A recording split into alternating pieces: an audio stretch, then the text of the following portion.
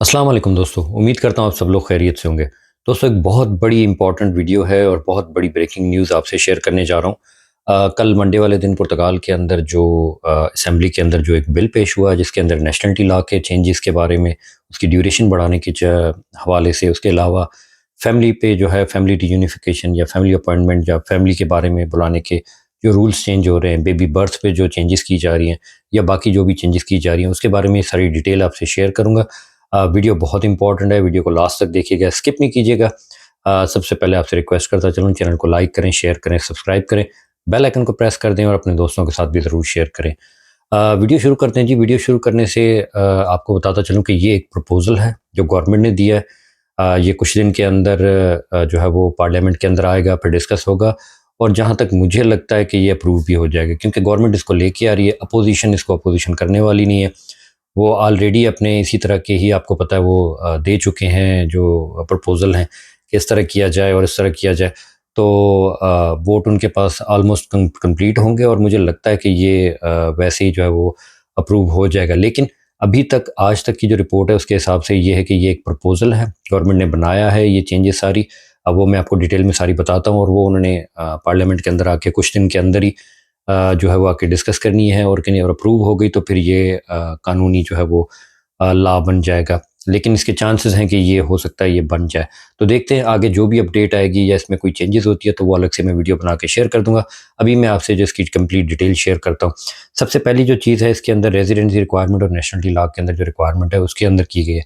तो उसके अंदर उन्होंने ये कहा है कि जो सीपीएलसी कंट्री है, जो जैसे ब्राज़ीलियन है, कैप वर्द है, अंगोला है, बाकी जितनी भी जो पुर्तगाल के अंडर रही हैं, जो सीपीएलसी पुर्तगीज़ स्पीकिंग कंट्रीज़ या जो भी हैं, तो उनके लिए जो रेज़िडेंस का जो टाइम है वो बढ़ा के 7 साल तक किया जाए। नेशनलिटी का जो टाइम पीरियड है पासपोर्ट लेने का। पहले आपको पता है कि 5 लाख से ये गवर्नमेंट ने किया था, वो गवर्नमेंट लास्ट ही वो चली गई थी। उन्होंने कहा था कि जैसे ही 5 लाख होगी आपके टाइम पीरियड शुरू हो जाएगा और 5 साल जैसे आप रहेंगे तो आप पासपोर्ट के लिए एलिजिबल हो जाएँगे और काफ़ी लोगों ने अप्लाई भी किया था। लेकिन अब उन्होंने कहा है कि 7 साल के लिए ये होगा जो सीपीएलसी कंट्रीज़ हैं उनके लिए, और बाकी जो हम जैसे लोग हैं नॉन सीपीएलसी, नॉन यूरोपियन या third world countries, India, Pakistan, Bangladesh, Nepal या बाकी जितने भी कंट्रीज़ हैं, उनके लिए ये टाइम पीरियड बढ़ा के 10 साल किया जाए। जी बिल्कुल, ये 10 साल का टाइम उन्होंने कहा है, तो ये 10 साल नहीं होगा और ये टाइम भी स्टार्ट होगा आपके फर्स्ट रेज़िडेंट कार्ड से। यानी उससे पहले जितना भी आपको टाइम लगा है कार्ड लेने के अंदर, साल, डेढ़ साल, वो भी काउंट नहीं होगा। उसके अलावा कार्ड मिलने से लेके 10 साल का टाइम होगा। उसके बाद फिर पासपोर्ट का प्रोसेस होगा और उसके अंदर भी आपको पता है पासपोर्ट में भी 1 से 2 साल जो भी टाइम अभी लग रहा है, तो वो उतना लग जाएगा। तो तकरीबन ये 13-14 साल का जो प्रोसेस जो है वो तकरीबन प्रपोज़ किया गया है और ये अगर ये ऐसा होता है तो तकरीबन 13 से 14 साल का ये प्रोसेस चला जाएगा आपको पुर्तगाल का पासपोर्ट लेने तक के लिए। एक ये बहुत बड़ी न्यूज़ थी जो मैंने आपसे शेयर की है। उसके अलावा बेबीज़ जो बर्थ यहाँ पे होती थी, आपको पता है पहले बर्थ सर्टिफ़िकेट लेते थे, फिर जाके वो पासपोर्ट भी अप्लाई कर सकते थे। मेरे अभी एक दोस्त है, उनकी बेबी का भी कुछ दिन 1-2 महीने पहले हुआ, उनका भी पासपोर्ट आ गया है। कुछ और दोस्त हैं, उनका भी आ गया है। तो ऐसे हो जाता था आपकी जैसे बेबी यहाँ पे बॉर्न होती थी, पहले 1 साल की रिक्वायरमेंट थी कि पेरेंट्स को 1 साल तक रहना चाहिए और इस तरह की, लेकिन इतनी ज़्यादा सख्ती नहीं की जाती थी। और लेकिन अब ये उन्होंने कहा है कि बेबीज़ बॉर्न होने के बाद भी पेरेंट्स को जो है वो 3 साल के लिए जो है वो उनका स्टे यहाँ पे होना ज़रूरी है। यानी कि उनमें जो पेरेंट्स हैं उनके पास रेज़िडेंट कार्ड हो और 3 साल तक वो पुर्तगाल के अंदर रहे हों तो ही उनके बेबी का पासपोर्ट अप्लाई होगा। अब ये 1 साल से बढ़ा के 3 साल कर दी गया। इसमें एक चीज़ है कि कुछ लोग कहते हैं कि दोनों के पास कार्ड होना चाहिए, लेकिन जहाँ तक मेरी इन्फॉर्मेशन है कि किसी एक के पास भी अगर मदर या फादर किसी एक के पास भी रेज़िडेंट कार्ड है और 3 साल तक उसने स्टे किया है, तो फिर वो बेबी एलिजिबल होगा। बाकी जैसे ही फर्दर इसमें डिटेल आती है या जैसी कोई चीज़ होती है तो वो भी आपसे ज़रूर आगे चल के मैं इसको ज़रूर शेयर कर दूँगा।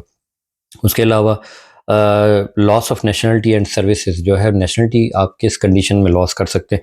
इसमें उन्होंने कहा जी कि आप कोई सीरियस क्रिमिनल एक्टिविटीज़ के अंदर अगर इन्वॉल्व हों, जैसे कोई आपने ऐसा क्राइम किया हो जिसके अंदर आपको 5 साल तक की जेल हुई हो, या इस तरह की कोई सज़ा हुई हो, तो फिर उनकी नेशनलिटी जो है वो कैंसिल कर दी जाएगी। तो 5 साल का ये टाइम कहा गया, ये चेंजेस किए गए। उसके अलावा सबसे बड़ी इंपॉर्टेंट एक चीज़ है कि फैमिली रियूनिफिकेशन के बारे में। पहले ये होता था कि आप जो है वो जैसे ही अपना रेज़िडेंट कार्ड लेते थे, लोग अपनी फैमिली के लिए अप्लाई करते थे और विदिन 6 मंथ, 3 मंथ, 2 मंथ उनकी फैमिली यहाँ पे आ जाती थी।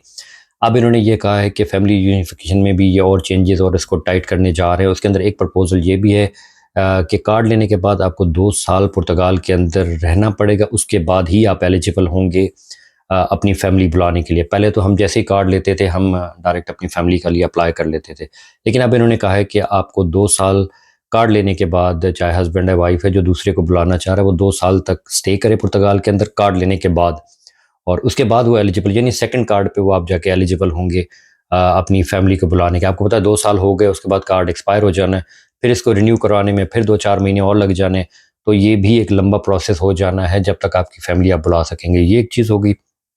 उसके अलावा जी जो वर्क वीज़ा है या जो हाईली स्किल्ड वीज़ा है, उसके अंदर भी उन्होंने कहा है कि हाईली क्वालिफाइड प्रोफेशनल जो है, अब जो जॉब सीकर वीज़ा था, पहले जॉब सीकर वीज़ा के अंदर जो है आपको पता है सारी कैटेगरीज थी। कोई इलेक्ट्रिशियन था, कोई वर्कर था, कोई टीचर था, कोई कुछ भी था। चाहे आपको कोई प्लम्बिंग का काम आता था, आपको कोई भी स्किल आता था, तो आप जॉब सीकर वीज़ा पे अप्लाई करते थे, और आप लोग आए हैं बहुत सारे। अब उन्होंने कहा है कि जॉब सीकर पे भी हम सिर्फ हाईली जो क्वालिफाइड लोग हैं, जैसे डॉक्टर्स हो गए, इंजीनियर्स हो गए, या बाकी जितने भी हाई क्वालिफाइड आईटी एक्सपर्ट्स हो गए, बाकी उनके लिए ही जॉब सीकर वीज़ा खोला जाएगा। अदरवाइज़ जो है वो जॉब सीकर वीज़ा भी सबके लिए जो है वो अब ओपन नहीं रहेगा। एक और चीज़, और लास्ट चीज़ जो उन्होंने कही है, वो ये कि सीपीएलसी कंट्रीज़ के जितने भी सिटीजन हैं, जैसे ब्राज़ीलियन, कैप वर्द और बाकी, can no longer enter Portugal visa free. यानी वो पहले वीज़ा फ्री पुर्तगाल के अंदर एंटर होते थे और अपनी रेजिडेंसी अप्लाई करते थे। अब इन्होंने कहा है कि अब वो वीज़ा फ्री पुर्तगाल के अंदर एंटर नहीं हो सकेंगे, और उनको मतलब वीज़ा की रिक्वायरमेंट है, और आते ही अपना रेजिडेंटी कार्ड अप्लाई नहीं कर सकेंगे। तो ये चेंजेस थी, जो मेजर चेंजेस हैं, जो इन्होंने अपनी प्रपोज़ की है गवर्नमेंट ने, और ये कल मंडे की ये असेंबली के अंदर ये हुआ है। गवर्नमेंट ने प्रपोज़ कर दिया। आपको पता है अपोजिशन वैसे ही इनके हक में, तो लगता है तो यही है कि इसमें से काफ़ी चीज़ें या ऑलमोस्ट सारी चीज़ें जो है वो तकरीबन अप्रूव हो जाएंगी। तो कुछ दिन के अंदर ये पार्लियामेंट के अंदर आएगा, इस पे बहस होगी, डिस्कशन होगी, फिर क्या सिचुएशन होती है और क्या हालात बनते हैं, उसके बारे में जो जैसे अपडेट आएगी मैं आपसे ज़रूर उसको शेयर करता रहूँगा। बाकी जिनके नेशनलिटी अप्लाई हो चुकी है, अभी तक की न्यूज़ जो मुझे इन्फॉर्मेशन है कि 19 जून तक जिन्होंने भी अपनी नेशनलिटी अप्लाई कर दी है, उनका उसी के हिसाब से होगा। लेकिन 19 जून से लेके आगे जो भी अपनी नेशनलिटी का प्रोसेस अप्लाई करेंगे, 5 साल वाले वो ड्यूरेशन के हिसाब से, तो उनके लिए ये नया वाला लॉ जो है वो लागू होगा। तो देखते हैं अभी क्या आगे होता है। पुर्तगाल आपको पता है वैसे ही रहने के लिए आसान नहीं है, या 1 साल 2 साल निकालना ही बड़ा मुश्किल होता है। तो अगर ये 14-15 साल तक नेशनलिटी प्रोसेस जाता है, तो ये सबके लिए बहुत बड़ी मुश्किल होगी। मुझे नहीं लगता कि काफ़ी लोग यहाँ पे फिर स्टे करेंगे, काफ़ी लोग यहाँ से वैसे ही मूव कर जाएंगे, और नए आने वाले लोग भी शायद उस तरह से यहाँ पे ना आएँ जैसे पहले आते थे। तो देखते हैं अभी क्या होता है। सबके लिए आसानी हो, सबके लिए अच्छाई हो, बेहतरी हो। जो अभी तक की न्यूज़ थी वो मैंने आपसे शेयर की है, और बाकी जैसे इस पे डिटेल आएगी, ये बिल अगर अप्रूव होता है या इस पे कोई और कंफर्मेशन आती है, तो मैं आपको ज़रूर उसको बता दूंगा। अभी ये प्रपोज़ल है, ये आएगा पार्लियामेंट में, कुछ दिन में डिस्कस होगा, और फिर फाइनल डिसाइड होगा कि ये क्या होता है। लेकिन जो भी है, ये इमिग्रेंट के लिए अच्छा नहीं है, और सख्तियाँ और रूल्स और ज़्यादा टाइट होने जा रहे हैं। तो वीडियो को लाइक करें, शेयर करें, सब्सक्राइब करें, अपने दोस्तों के साथ भी ज़रूर शेयर करें। अपनी दुआओं में याद रखें, मेरे लिए भी और आप सबके लिए बहुत सारी दुआएं, और अपनी दुआओं में याद रखें। आपसे मिलते हैं नेक्स्ट वीडियो में।